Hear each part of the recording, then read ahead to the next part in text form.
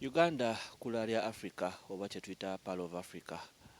Bingi ebisanga mu Uganda tebiggwayo kaakati no munnanga ate tukomyewo ku mulundi guno kuba nga tukutuusaako ekintu eky'enjawulo. Amannya n'eddoboozi Uthman Sempebwa kuba nga tukutuusaako puroguramu yaffe olunaku olwaleero. Jjukira essaawa zaffe zaakyusemu kuva ku ssaawa emu ey'akawungeezi katuli ku ssaawa 2:30 wano ku Star TV emunyenye eggwanga. Nange bwe tukulambuza ebifo eby'enjawulo.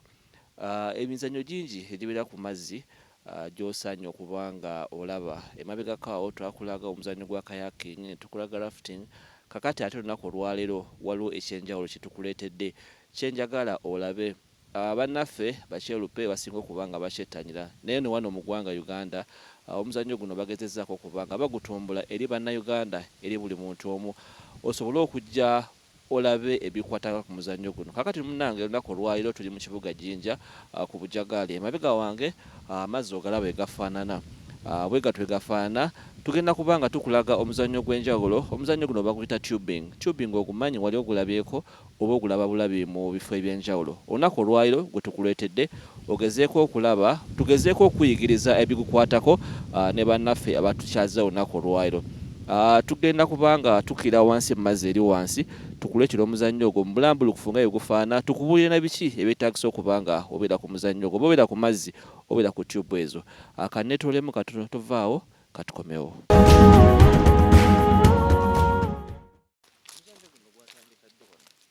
Tubing kale kati nze manyi kugutandikawo late 2015 nga like tubing kale tutandika mpola mpola nga like kale nga oluzanyira ku mazzi, so nensawo turning into an experience that I could share with people, ekirala to inspire. Sinzani kati nga nkudde mu adventure era nga nkulidde wano ntuze wa Bujagaali, so I've been seeing white people coming up with ideas kati nga ya rafting ng'ogiraba, so nendowooza nga ndaba I could not afford the rafting naye nendaba nga tubing egwe category emu ne rafting, then come up with the idea of the tubing, kutandika ne company nga gita Tubing the Nile. So naye ndowooza nti oba byali by'abazungu bokka be babinyumirwa paka wana tula nengamba nedda Abannayuganda nabo beetaaga something like this. They're in Kampala and they don't know what to do or where to go to spend the weekends. Kwe kusalawo nange ne switching nenza ku Bannayuganda nga be marketing okusinga, so kimpa essanyu buli lwe mbalaba nga bazze, kale kinzaamu amaanyi okubalaba nga bajja mu bungi nga te bonna bettanira omuzannyo guno. Nga nze mwenye kugutandika kinzaamu amaanyi nti at least kituyambyeko mu ngeri y'enjawulo nti Bujagaali edda abantu depending on Bujagaali Falls next time that's submerginga whereby nke tourism yasala kati abantu abasinga bali bakolanga ba guides nga ubajja like income kati for now nababera nga tebalina any way out. Kati tubing kirenge gye kiyambyemu mu community nti at least abantu obajja different people benefit in a way that kati nga amaduuka kati abaana bafuna emirimu okuba nti abagenyi obajja netwala ku mazzi basasulwa, era basasulwa ne basobola okuba nti basobola okwebeezaawo ne families zaabwe, then ne transactions zibeera nga zikolebwa within the community, so people benefit that way. Abantu bameka osobola okuba nga ofuna olunaku oba ku weekend okuba nga bagenda ku muzannyo guno? Kati kisinziira, waliyo weekend so gamba nti maybe oba bangi, kale so gamba nti namba yeeno oligamba nti 8 obaayo wali nti 5 olunaku, so kisinziira mu week. Naye kati nga emabega awo nga twakava mu covid kale tubing yali kyali kyamaanyi, it was like a trend in a way that nti abantu baali bakyetanira nnyo since abantu baali bakooye okubeera ewaka, lockdown yabayisa bubi, so at least people want to get out. Era kifuula nti ebiseera twali busy nnyo ne kiyambako nti kigenze kigaziwa n'abantu okumanya tubing kyeki kubanga abasinga bali bamanyi rafting. Naye kati saa zino at least kiyinzamu amaanyi nti nemasifunye bagenyi naye inquiries they mean something nti at least the word is out there. Nembeera nti abantu abasinga okusinza ku service gye tugaba kwegamba kinyini kyemaketinga nti ono ajja nagenda n'abulira munne nti mugende Jinja mu mitinga Adam era kagamba ejjinja abantu abasinga bamanyi nga Adam Tubing lyerinnya Adam Tubing. Ekirwadde kya covid no kyekuyisiza kitya era kiyisiza batya omuzannyo guno? Kakyo kya covid kusinza nti kati Uganda kitonyo kyemmanyiko nti pasenti gyesinga ya tourism, okuba nti tourism agasa kingi nga foreign exchange, gamba bintu byenjawulo nti abantu abasinga bali mu tourism obajje 10. Naye kati covid yajja mu ngeri yali tesuubirwa, abantu abanga bakosebwa. Osanga nti nga nze n'omulala balina plans, naye plan ezo they ended up getting buried. Kati nga tuwa companies nti abamu bali mu malooni biki kati ne babeera nga bibaleega nti finding hard okuba nti they can pay. Kusaidi eyange nga Tubing the Nile oba nga Tubing omuzannyo kusaidi ya tourism, nga nkunyonyodde nti mu kusooka nali nga nsukiza maketi yange nga goolo yange oba himu yange yakutwala Bannayuganda okusinga abeeru. So sigamba nti sibaagala naye ate sinjagala sharing experience Bannayuganda bannange.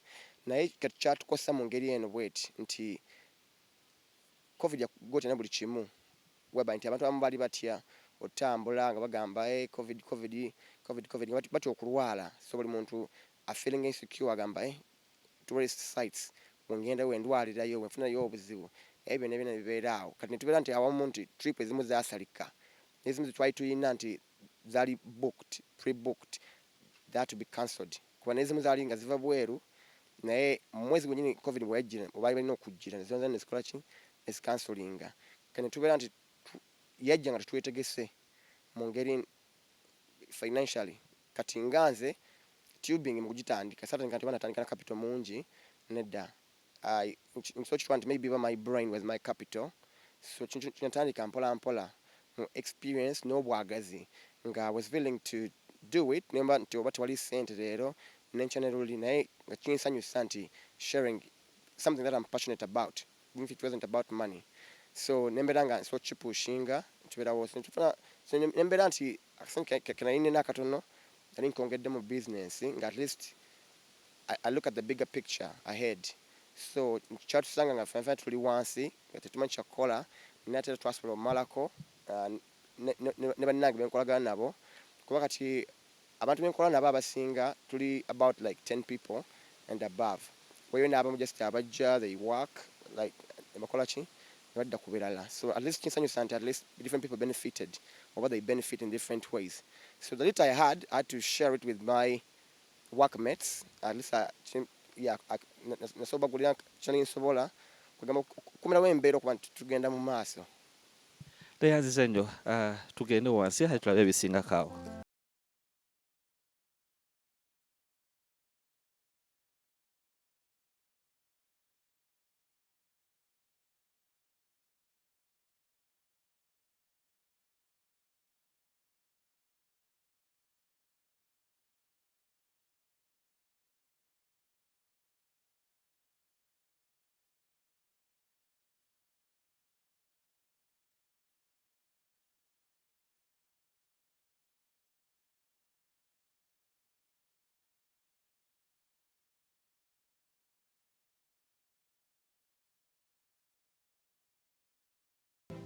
Hello.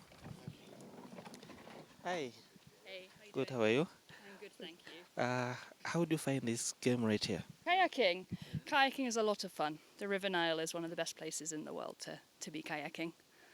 So what experiences do you get from this? It's very thrilling. It's very enjoyable playing in the white water and being able to control the water with your boat. And then it's just a beautiful way of being with nature and seeing the birds, seeing the life on the Nile. So any problem that you've encountered ever since you started learning this? No, as long as you go with the right operators and learn safely, slowly, then there are no problems really to be encountered. I've always been. I have a very good instructor, so luckily I've always been safe. Mm-hmm. Let me talk to the instructor. Yes, instructor. How are you? I'm fine. How are you? Good. How are you? What is the experience about this kayaking? Kayaking kayaking is excellent exercise. It's good for your whole body. It's good to get active. You can be with nature. You can really enjoy parts of nature that you'll never see from, like if you are on the bank, you can't see the quality of the nature until you're on the water. So it gives you the best experience of the Nile and the best experience in Uganda. For how long have you been doing kayaking? Around 6 years or 7 years. Yeah. You're an expert. I've kayaked in a lot of places. I wouldn't say I'm an expert because the river is always stronger than me, but I try. Which are some of the rivers that you've been kayaking from? I've kayaked on the Ottawa in Canada. I've kayaked on the Colorado River in the US. I've kayaked in Scotland. I've kayaked in Europe. And I've kayaked here in Kenya and a little bit in South Africa. Have you trained many people? I'm not really a formal instructor, but I like to introduce new people to the water. Like I introduced my friend Lucy, she'd done a bit, and then I like to give people the opportunity to do something really fun. So we just go out and we can do it together because I can make sure people stay safe. Thank you very much.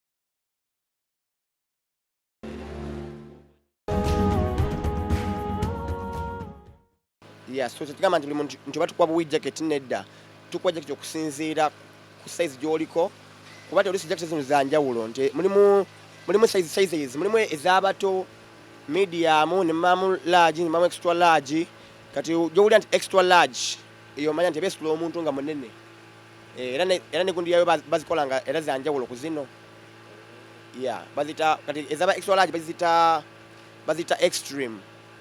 Yeah, extreme. Nti eyo jacket oba ogyambadde yo bagikolanga yo amaboya ga njawulo ku gano gaba nga size eba esingako nga n'ogikwata bw'oto olaba nga eba ezitowa ku yo omuntu nga munene. Abantu abalina okutya amazzi bo mubakola mutya? Kale kibeerawo nnyo okusinziira nti ku bannayuganda bannange nti omuntu walaba amazzi abantu abamu bakirabanga kufa n'ate si we kiri nti sometimes olikolagana n'abantu abatuufu abakola kye bamanyi oba teweetaaga kutya kituukawo nnyo nti abantu abamu babeera ne waterphobia naye ate at least abantu abasinga nti obatuuka wano okusinziira nti namba esinga tugirabiddeko nti abantu abasinga abatya amazzi bennyini nti obatuuka wano ate bafuna that vibe of wanting to try it out ate ne weesanga nti be banyumirwa okusinga kituukawo nnyo nti lusi tugenda n'abantu mu lyato muno bantu nga 10 n'owulira nti abantu obanga 5 beagala ogenda ku mazzi kate obatuuka eyo bapinga that interest bali kula abantu bannabe banyumirwa ekisinga bagamba naffe nedda tugenda mututeekeko ekyegeera kati kituukawo nti omuntu oyo wagenda ku mazzi ate afiringa nnyo abeera nnyo very happy okuba nti tamanyi kuwuga n'ate ali ku mazzi okitegeera kati niweesanga nti ate afiringa okuba nti tatya kati ekintu abeera nga akinyumirwa n'abeera n'asusa nawe okusinga gwate abadde tatya. Omuzannyo guno gumaze mu bbanga ki? Omuzannyo guno nga nkunyonnyodde nti nakutandika late 2015 nga nakava ku ssomero so nze nasomerako mu masomero ag'enjawulo kati nemera nga obwongo obwange bwali bulowooza okusingako ku bw'abalala nti like I had a vision oba nakomawo ejjinja wano ku kyalo ekyange soka nendowooza kati nja tutandikirawa nga nkunyonnyodde nti Bujagali Falls olwavaawo ffenna okusinga twali tudependinga tourism oyo naye olwaggwawo netubera nga tetulina any other option nti omuntu azze leero n'asanga nga amazzi gano gali flat bwe gati tafuna gundi emukomyawo kati then nze nganze natwala ebbanga nenkirowooza nengamba if I do this tamanyi kiyinza okukola At that time I had a picture nti oba maybe bazungu bokka baali baagala bintu by'abazungu paka na kitandika mpola mpola era nga baklanti benasooka nabo nzika baali bana Uganda baali bana baali benatandika nabo nga nimaze okigezesa kati awo olavaawo nempinga interest nengenda mu maaso nenchikola so nekipiikinga up kati netikola ki nekolagana ne bannange bavuka bannange b'okukyalo nga tukuzize nga tumanyi amazzi wakati saazo kiriwo kinti kati tumanyi every bit of the Nile nti omuntu wano gali wegati so netubeera nti at least twali tusobola otandikawo ekintu ekyaffe kusinziira nti ekyenjawulo kuba osanga nti benkolagana nabo betukawo nabo okusinga baali bakolera bazungu bano Benny rafting companies zino nga ne River nezendala kale netugamba naffe tutandikewo ekyaffe ngaffe baloko so twali tetusobola gamba nti tutandikewo rafting kubanga wabbeeyi naye twasobola otandikawo kitusobola okuba nti kiri a bit cheaper and affordable ekirala tukola ekintu nti omuntu abantu abamu tusinza nti oluusi abayaga ogenda ku kintu naye nga ssente oluusi ensawo yanjawulo so netumenga sure that at least we had to come up with something ekiri a bit affordable nga muntu asobola kyaffordinga yes njawulo kyeri wakati wa rafting ne tubing kale enjawulo eriwo si y'amaanyi era osanga nti bigwa mu category emu both activities byamazzi ebyakufootinga ku mazzi enjawulo eriwo eri bweti obeera ku tubing just oba ofootinga ku floatings yeah throughout but obeera ku rafting oba nkuyite kuko oba kiki mulimu okuba nti olina okukola n'amaanyi okuba enkasi okitegeera kale ekirala nti tubing ngayo it is a fun relaxing activity whereby nti oluusi osanga nti omuntu akoze rafting nakoze tubing atafindinga tubing more fun and easier kusinziira nti ntu amu abaagala just to relax you know mazzi gaba gamutwala okitegeera kati netwera nti ku rafting lyato ddene abamu kati baba bate rafting osinza nti rapids zebagendamu eza grade 5 omuntu agamba nze ebyo mbetya kati then tubing omuntu aba amusanga nga it's very easy kati nga kiringa nti kati nga wano flat water olaba nga bwe gali wano tewaliwo nti oba rapids so bakiki tewali just gali calm just a floating up floatings unless tubeerayo n'abo abaagala some bit of adrenaline rush anyway ekintu ekimu ekisanyusa ku bannayuganda kati bayiza adventure kyeki kati nabo banga gino emizannyo baginyumirwa nnyo extreme sports nga baginyumirwa nnyo kati osanga nti tulinawo trip endala eya tubing eya rapids agadduka ennyo kati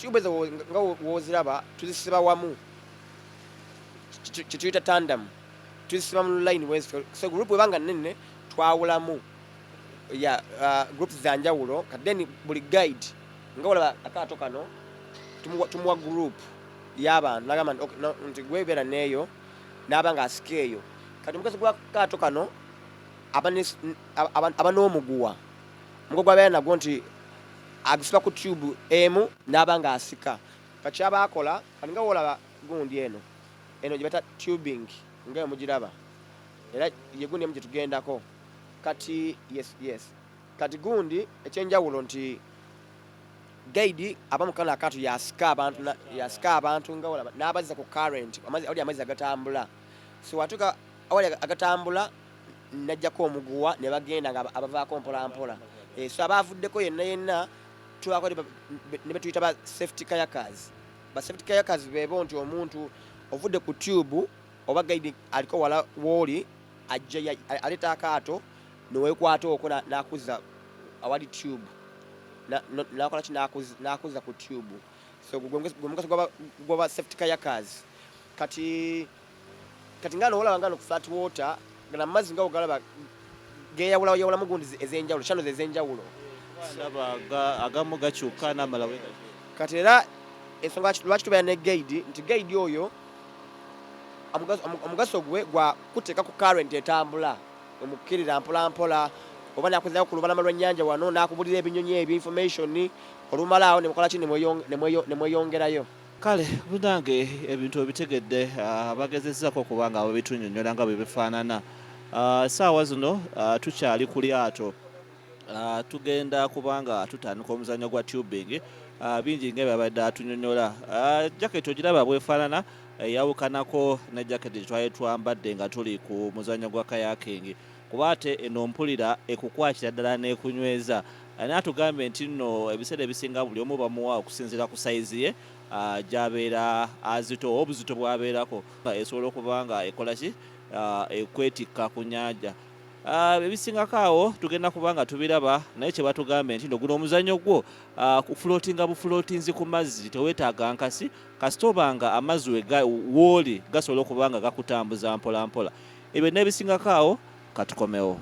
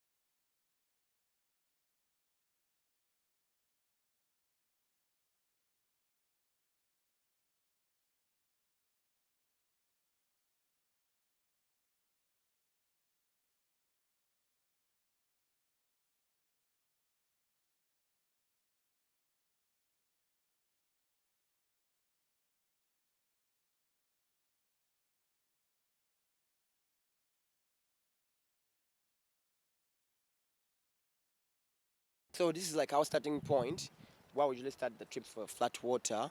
And before entries or before getting on the river, like one of our guys normally brief us on how to go about the tubes, how to sit on the tube, and in case it flips or you go off by any chance, like how to get back. And it's what he's going to do with that tube you see there. Then we continue with our trip. So how safe are these tubes? What are they made of? Okay, these are the car tubes. Yeah, the local ones we use. The only change or what we add on, we just is putting nets in a way that someone cannot go through. You just sit in comfortably. Yes. So what if it gets on a rock and then it bursts? Okay, those are like chances of getting burst they're very low. Yeah, because at least where we normally do our trips, we know that it's very safe. No rocks, no thorns, no what. And whenever we're having a trip, we normally carry an extra tube just in case of anything. As you can see there, that in case of anything, maybe one gets a problem, then a person switches to another one. Yes. Munange ekintu okitegedde okirabye nga bwe kifaanana essaawa zino ntudde ku tube tugenda kuba nga ate tutambulira ku mazzi ebbanga ddene tubadde tubalaga kayaking ne rafting naye ate olunaku olwaleero tusazeewo tubaleete tubing nga bwefaanana. Tutudde ku mupiira batugambye nti eno tube ebeera mu mupiira gwa mmotoka naye it is very safe. Kasita opikamu omukka bateekako obuneeti buno bwolaba emabega omuntu kasobola okuba nga atuulako n'obeera nga toyita mu mazzi. Instructor waffe ali wano naye agenda kubaako kyatubuulira ekikwatagana entuula ogivaako otya ogiyimirako otya in case nga waliwo ekitali kituufu ki ky'osobola okuba nga okola. Instructor, amannya? Amanya ndowoozi mpitibwa Jona. Nze agenda okubeera guide wamwe ku tubes. So eno engeri gye tukozesa mu tube oba engeri gye tutula mu tube. So oba ogenda kutula ku tube eno yo tugitulako nga tugitula ku kyamabega. So birolaba bwetyo tutulako. So no feeling just obera kungulu ku mazzi kyolina okukola tolina kufightinga n'amazzi. Just gana amazzi relaxing. Just goberako just ngo floatinga ngoliko waggulu. Wetaaga akasi? Wano bati wetaaga nkasi. Okujjako nze nga guide ze mbeera mu kali akaato. So n'ekirala in case ng'ovudde ku guno omupiira. So guno omupiira eno y'engeri entuufu gye gulina okubeeramu. So we gutandinga we guti kano koolaba kanene akatima wano guba guli upside down. So kano kaba kafimita, so tolina kuguddako nga kano akatima kali wano we kati. So olina ogukyusa ne gubeera we guti. Eno y'engeri entuufu gye gulina okubeeramu.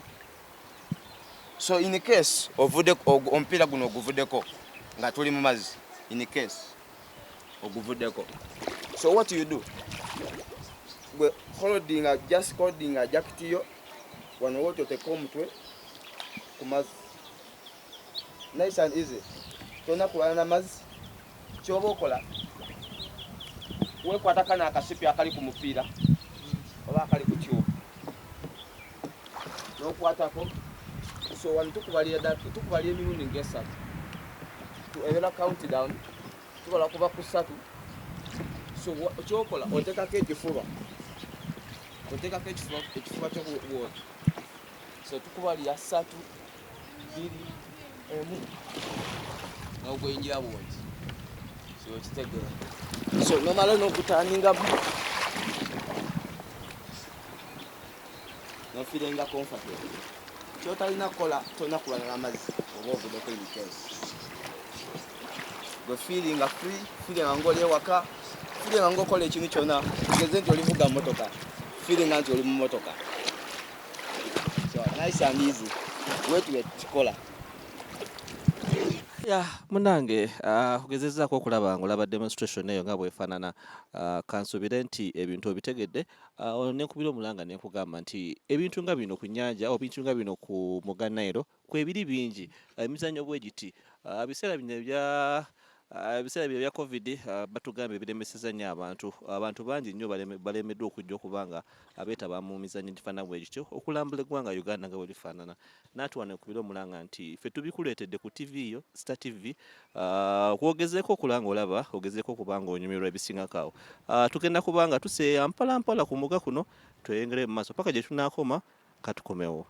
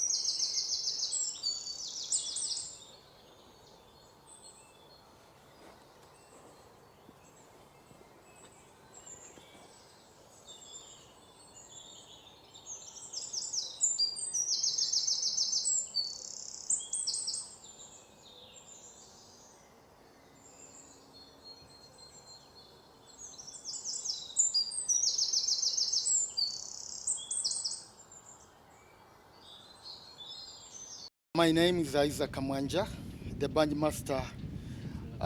This original has been called the Nile High Bungee Tower, but we've been doing some renovations as you were told already, but we're changing the name to Bungee Uganda. So we're opening soon. I can't tell exactly when, but we're opening soon because everything, as you can see, the bungee has been renovated, everything has been made new. So we're hoping we're opening soon. Soon we're opening the bar and the Bungee Tower as well. It's gonna be Bungee Uganda. That's the new name. We're no longer calling it Nile High Bungee, it's Bungee Uganda. So our customers all over Uganda and all over the world will opening Bungee Uganda soon. So for how long has this bungee jumping been in Uganda? Bungee jumping has been in Uganda for the last 22 years. Because I've been on this tower for the last 20 years. I joined the company when this bungee tower has been here for the last 2 years. It's now 22 years old. I've been on the tower for the last 20 years. That's my bungee experience, 22 years. So I'm the bungee master. I've been on this tower. I've been a bungee master for the last 15 years because I first worked on the boat, on the recovery boat. There will be a recovery boat down the river, but being a bungee master, I've been here for the last 15 years. How safe is it? Very safe. Actually, I can assure you, for the last 15 years I've been on the tower as a bungee master, and for the last 22 years this tower has been operating, nothing has ever gone wrong. Promise, it's much more safer than driving on the road. Very safe. Nothing has ever happened. What does it require for you to be on this bungee jumping?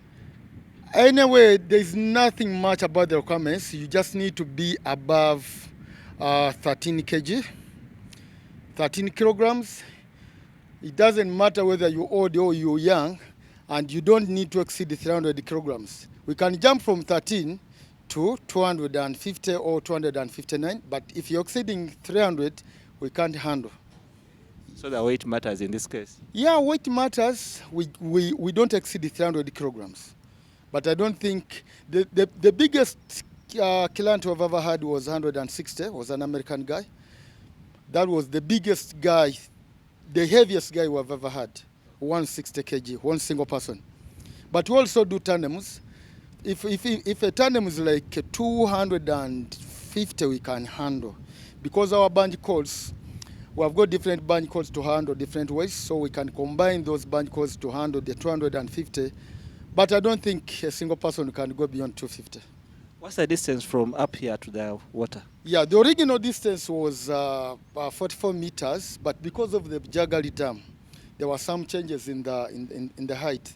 The water rose from Bujagali up to here. So we lost about 2 meters. So we have the 40 meters. At the moment, it's 40 meters above the water. Yes. Thank you very much. But it's a bit scary for someone who is a first timer like me. It's a bit scary, but the idea of bungee jumping is to scare yourself. If it wasn't scared, then you couldn't pay the money. Because the reason why you're charging you that money, because you want to scare yourself. It's just chasing the fear out of you. It's a personal challenge. You just need to scare yourself and have fun. It's all about having fun. But I can assure you, this is very, very safe. Much more safer than I said. Driving on Ugandan roads, this is much more safer. Because I've never recorded an accident so far. Thank you very much.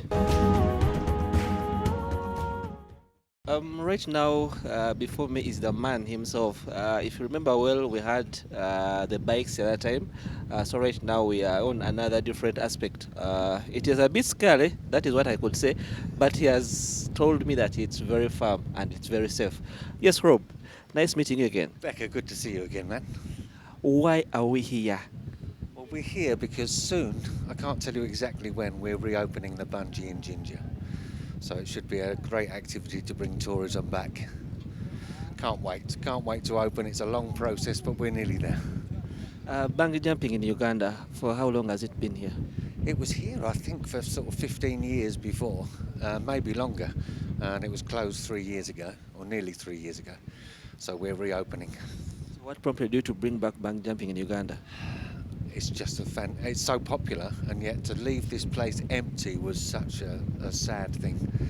So when I was approached and asked, the answer had to be yes. How safe is it? Very safe. I mean, there's safety ropes. These guys are so experienced. You know, me, I'm just here sort of backing the project, but these guys know what they're doing.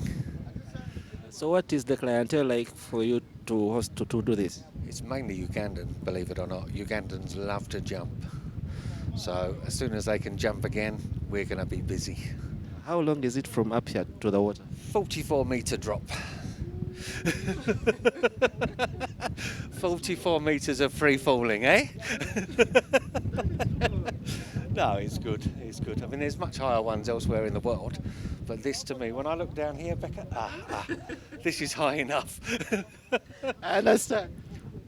So when someone jumps up from up this side and goes to the water, does it go down to the water, or it's If just? they want to be dipped into the water, they can be dipped. If they want to stop above the water, they're stopped above the water. And then Zaid is there in the boat.